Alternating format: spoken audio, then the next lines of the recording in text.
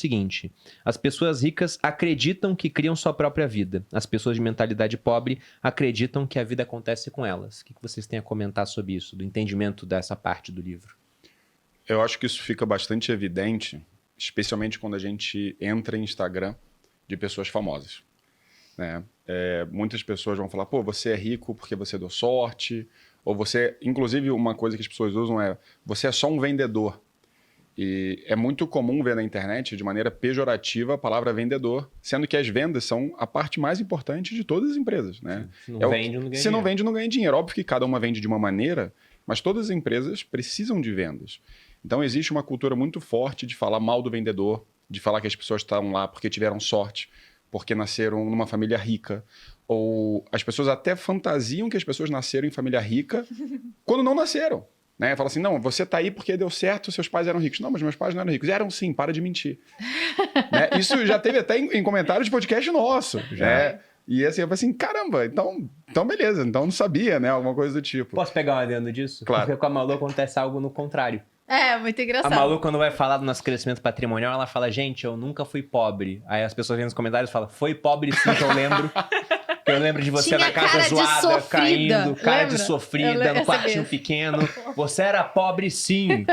E todo mundo tenta trazer um passado humilde hoje, né? Que é bonito pra história, pro storytelling. Ela fala, olha, eu não fui pobre, pessoal. Foi que eu lembro. Foi sim. Mas, por favor, continue. Só nessa linha. É porque a gente fingia, a gente economizava muito, então a gente escolheu se colocar naquele a gente vivia local, um padrão abaixo bem baixo, mas assim, não era pobre. Não era pobre. A gente tinha condições de comprar o que a gente quis, muitas coisas, né? Não o que a gente quisesse, mas muitas coisas. Mas o povo lembra da cara de sofrido, aparentemente. Mas até mesmo, e eu acho que isso é interessante do que você falou, desculpa até te interromper, Felipe, mas tudo bem se a gente começou de uma família abastada. Eu acho que também tem um mérito disso e a história não precisa ser uma história que começou triste, né? Teve essa dificuldade para ser uma história bonita. A história honesta, ela é uma história bonita. E existe mérito, sim, em manter, né? Em perpetuar, em manter o patrimônio e perpetuar a riqueza. Quando ele fala ainda de modelo de mente, pensamento milionário, ele dá o exemplo do Trump, que quebrou em 1991, quebrou outras vezes também. E aí, eu sei que várias pessoas às vezes desmerecem ou diminuem o império que ele conquistou, porque o pai dele já tinha um certo patrimônio quando ele começou. E seguiu os mesmos caminhos que o pai, atuando ali no ramo imobiliário, de uma maneira geral. E tá tudo bem, você não precisa ter uma vida, um histórico sofrido, não precisa ter uma cara de sofrida para poder ter uma história bonita. E às vezes a pessoa tem um berço ali que ela nasceu com muito dinheiro e ainda assim não tem a mente milionária. Ainda assim carrega alguns vieses que vão de encontro a manter esse patrimônio. Uma curiosidade, o pai do Trump era bilionário? Não. Ele tinha mais condição. Tinha um dinheirinho. Ele era... Talvez centenas de milhões de dólares, né? Começou como corretor de imóveis, então ele trabalhava já com a parte imobiliária e o Trump foi na mesma linha trabalhar com imobiliário. Então, tanto que com os cassinos, enfim, mas o grande negócio era imobiliário. Ele quebrou a primeira vez em 91, depois ele quebrou mais 4 vezes. Aprendeu com a primeira quebra, depois a gente pode até falar um pouquinho sobre isso, porque trouxe muito de blindagem patrimonial. Mas tudo bem, assim, as pessoas diminuem porque ele não começou do zero, porque ele não estava passando fome quando ele era criança. E eu acho que existe uma história muito bonita, até um pouco polêmico falar disso, mas assim, é muito bonito quando você tem toda essa história de superação junto. Mas tudo bem, existe uma beleza também na manutenção do patrimônio, existe uma beleza também, tá tudo até bem. Porque não é o comum, né? O que a gente mais vê no Brasil é aquele ditado, avô rico, pai nobre e neto pobre. Exatamente. A gente tem a impressão aqui no Brasil de que, como diz a música, dinheiro na mão é vendaval. De que vão-se os anéis, ficam-se os dedos, né? Ou seja, a riqueza vai embora e a gente fica aqui. Na verdade, deveria ser o contrário. A riqueza fica para ser passada para a família, os anéis ficam e nós que vamos embora. Só que no Brasil, sucesso pessoal é uma ofensa, né? Então, exato. Esse é o ponto. Acho que só complementando esse seu ponto, obviamente o Trump, ele atualmente está envolvido em política, então acaba levando para os extremos as percepções. Mas quando a gente pega alguns dos mais ricos do mundo, que são também muito conhecidos, tem o Elon Musk, você tem o Bill Gates. O Bill Gates, quando alguém fala... aparece algum trecho da história dele, fala, mas ele veio de uma família boa, né? E o Elon Musk, o pai dele tinha muito dinheiro. Então, assim, se eu tivesse nascido nessas condições, eu teria feito a mesma coisa. Mas será que teria feito mesmo? Porque quantas pessoas nascem em família boa e constroem uma empresa avaliada em mais de $1 trilhão? Então, assim, estatisticamente é muito pouco. E as pessoas ficam fantasiando que, se tivessem naquela situação, conseguiriam fazer. E, ao mesmo tempo, não param para refletir que outras pessoas desejariam estar na situação dela. Então, às vezes, tem pessoas em condições muito piores que a sua e você fica mirando da outra pessoa, falando, não, mas se eu tivesse. E tem pessoas que, às vezes, com muito menos do que você, fizeram também. Então, tem muito dessa mentalidade de, poxa, invejar, o ódio ao rico. Quem nunca escutou aquele trecho? Bilionários não deveriam existir, né? Que é uma discussão bem mais profunda, não vou nem entrar aqui, mas Melhor deixar fala muito sobre mentalidade. Não, essa discussão do bilionários, para mim, eu já vi um argumento que eu achei até interessante, né? Interessante do ponto de vista matemático, mas que não faz sentido quando você entende que o pessoal fica rico construindo empresas. Sim. Que era um argumento do seguinte sentido. Olha, não dá para no espaço de uma vida juntar 1 bilhão. Porque, veja bem, se você ganha 5 mil reais por dia, então você precisaria de 200 mil dias para isso. Isso dá um espaço de, se eu não me engano, mais de 540 anos. E nenhum homem consegue viver esse tempo todo. Só que o ponto é que ninguém está juntando 5 mil por dia. O cara constrói uma empresa, essa empresa uma hora vai ter centenas de milhares, talvez milhões de clientes. Essa empresa vai dar um lucro, por exemplo, de 100 milhões. Ele lista a empresa em bolsa. Se for por 20 vezes o lucro, ela vale 2 bi e esse cara tem 50% da empresa. Então a riqueza dele é de 1 bilhão. Ele não tem 1 bilhão no banco. Ele tem 1 bilhão de valor patrimonial, patrimônio dele, por conta da empresa. Que é outro ponto que ele coloca aqui, né? Riqueza é patrimônio líquido, não a renda que a pessoa tem. Mas você quer comentar alguma coisa mais desse trecho, Giovana? Não. Era mais nessa linha, só dessa parte da inveja que eu acho que... E não precisa ser uma história triste. Porque às vezes a gente fica nisso, eu tenho que ter uma história triste pra contar. Não, a história bonita é a história honesta. E de novo, não tava falando da questão política do Trump. Muito bela ressalva. Bom, o que eu enxergo desse trecho é o seguinte, né? Quase todo mundo que acumula bastante patrimônio ao longo da vida tem uma certa forma de pensar parecida. O autor fala isso no livro, inclusive. E essas pessoas, elas assumem a rédea da própria vida.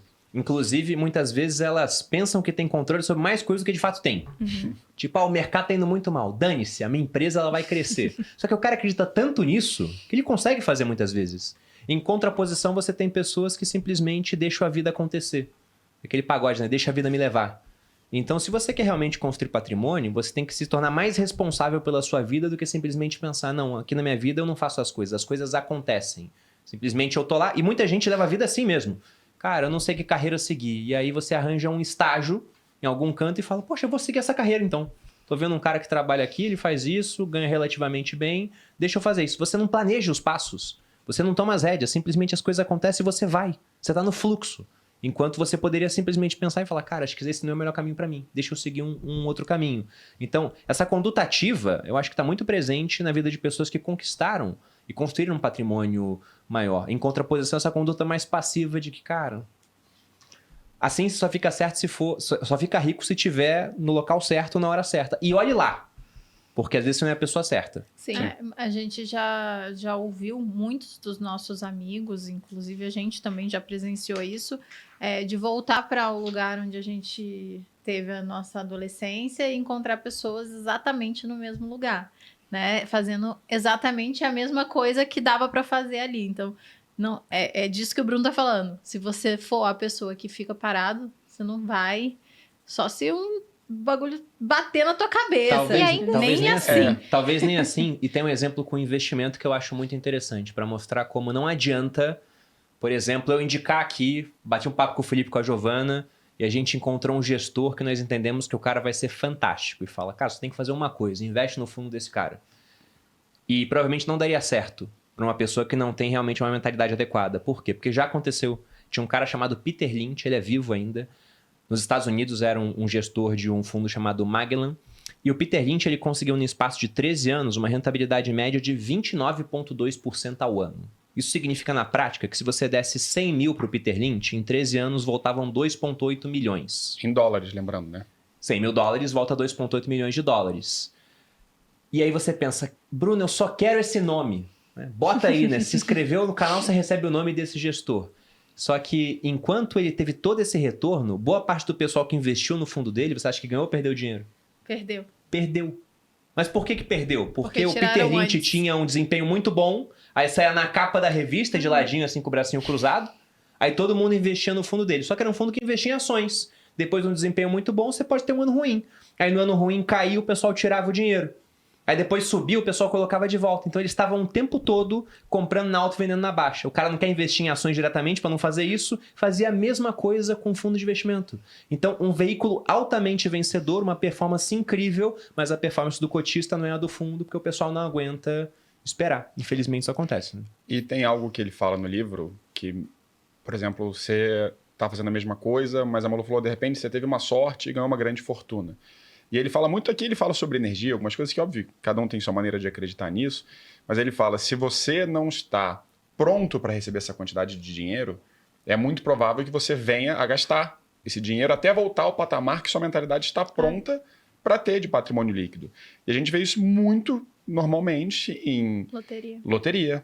Pessoa que gastou tudo em produtos ilícitos, né, e outras coisas e voltou para o patamar atual. Muitas vezes em quem ganhou dinheiro muito rápido no esporte. Então, acho que o Ronaldo falou dessa estatística, não sei exatamente a fonte, mas que cerca de 85% dos jogadores quebravam alguns anos depois de se aposentarem. Então, não adianta só fazer dinheiro. E a gente vê muito isso também no segmento das mídias sociais. Né? As pessoas ganham muito dinheiro, acreditam que vão continuar ganhando muito, torram, aí em algum momento dá errado, muda, cansa, fica doente e simplesmente não tem nada. Então, é muito, muito comum ver pessoas que são muito boas em fazer dinheiro, mas se elas não têm a mentalidade adequada para gerir essa fortuna, elas muito provavelmente vão perder tudo em questão de tempo.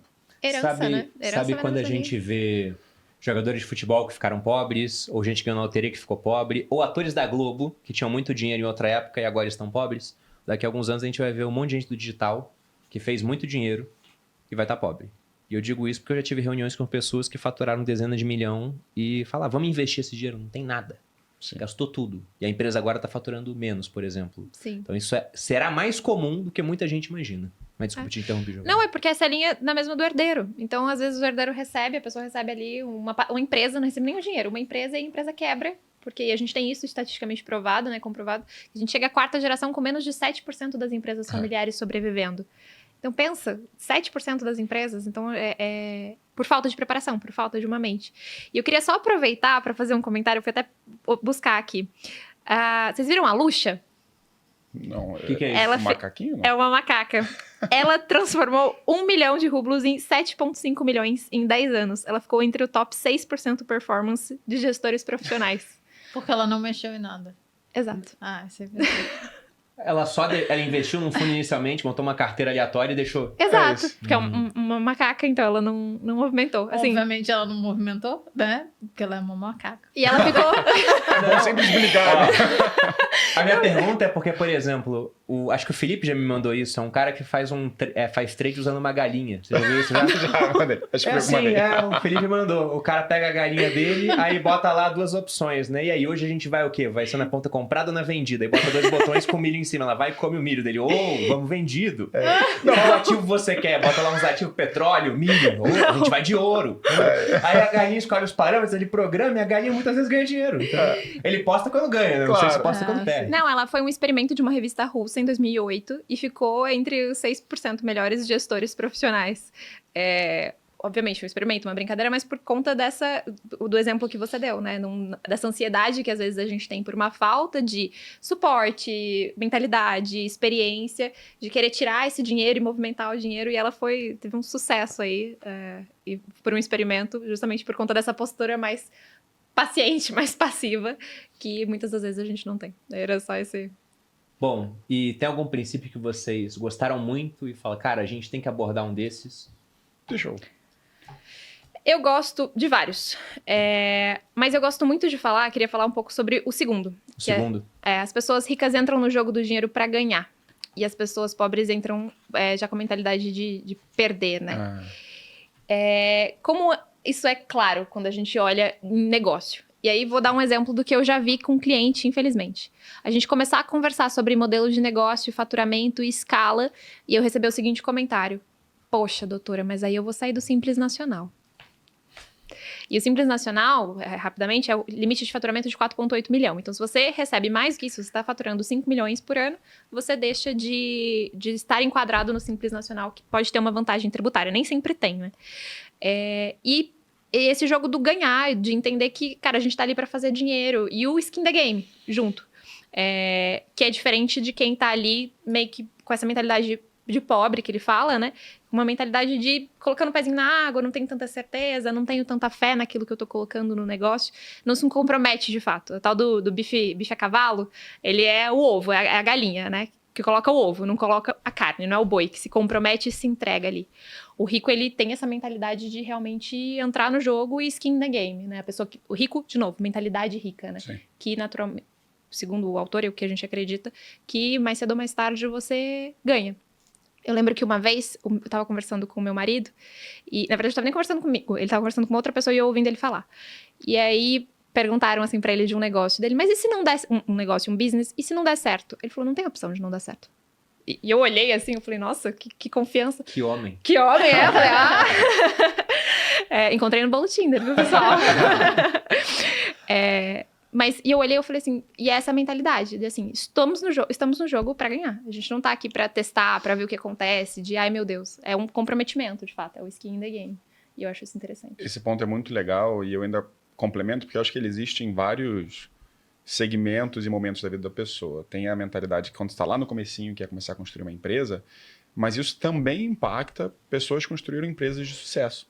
Eu estava escutando um podcast do Martin Scobbari, né, que ele tem uma participação nesse podcast, e que é uma referência no mundo dos negócios. E ele fala assim, poxa, por que não tem empreendedores brasileiros, ou quase não existem empresas de sucesso mundo afora no Brasil, sendo que o Brasil é um dos grandes polos intelectuais do mundo, por mais difícil que seja de acreditar nisso. E quando você fala, e acho que isso é uma coisa que acomete até a gente, né? A gente fala assim, poxa, eu quero ser o maior vendedor de determinado curso no Brasil. Eu quero ter a maior consultoria do Brasil. Eu quero... Cara, por que você não está falando do mundo? Ah, não, mas é que o mundo é muito. E daí? Se você vai para cima, né? E eu acho que esse impacto tem na nossa vida em diferentes momentos, né? Então, recentemente, a gente estava refletindo sobre isso. Por que a gente não quer ser o maior do mundo? E dá medo quando você fala, poxa, maior do mundo? Mas será que eu estou pronto? Será que eu não estou? E quando você começa a refletir sobre isso, você fala assim, poxa, talvez a gente tenha que mudar o nosso objetivo para ser o maior do mundo, né? Abrir portfólio Miami. Exato. Portfólio... UK, Exato. Singapura. Tem que ser assim, cara. Porque ser o maior do mundo com a moeda que tem que juntar 5,7 para trocar por $1... Por enquanto, né? É mais complexo.